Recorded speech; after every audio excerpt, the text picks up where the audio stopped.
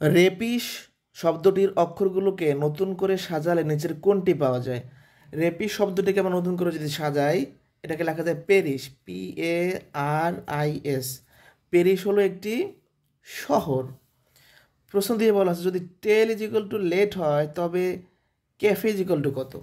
খেয়াল করেন, এখানে দ্বিতীয় এবং চতুর্থ অক্ষরটি চেঞ্জ হয়নি। দেখেন, এখানেও এ, এখানেও এ, এখানেও ই, এখানেও ই, শুধু প্রথম এবং তৃতীয়টা চেঞ্জ হয়েছে।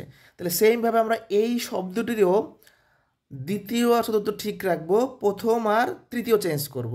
আবারও বলছি, দেখেন এখানে এ, এখানে ই, এখানে এ, এখানে ই, শুধু টির জায়গায় এল হয়েছে, এলের জায়গায় টি হয়েছে। তাহলে সেমভাবে আমরা যদি এটাকে চেঞ্জ করি, আমরা দ্বিতীয় আর চতুর্থ ঠিক রাখবো। এই সিটা যাবে হচ্ছে তৃতীয় স্থানে আর এফটা আসবে প্রথম স্থানে।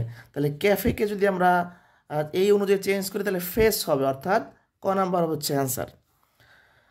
প্রশ্ন 3-এ বলা আছে ট্রেন ইজ ইকুয়াল টু 98726 হলে টাইম ইজ ইকুয়াল টু কত? এই টাইপের প্রশ্নগুলোর ক্ষেত্রে আমাদের এই কোডগুলো জানতে হবে। দেখেন, টি ইজ ইকুয়াল টু কত? 9, তাহলে আমরা লিখলাম T is equal to 9। R is equal to কত? 8, লিখলাম R is equal to 8। A is equal to কত? 7, লিখলাম এ ইজ ইকুয়াল টু 7। তারপর হচ্ছে আই ইজ ইকুয়াল টু কত? 2। এন ইজ ইকুয়াল টু কত? 6। এই কোডগুলো আমরা just এখানে বসাই দিব। কি বলছে? টারিন।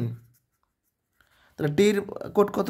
9, এর কোড কত? 7, আর এর কোড কত? 8, আই এর কোড কত? 2, এর কোড কত? 6। তাহলে হচ্ছে এটা হবে 97826, 97826, এটা হচ্ছে অ্যান্সার। এই প্রশ্নটির উত্তর কত হবে কমেন্ট বক্সে জানিয়ে দিন। If 1394 is equal to acid then 45 on 6 is equal to কত? এই প্রশ্নটির উত্তর কত হবে কমেন্ট বক্সে জানান।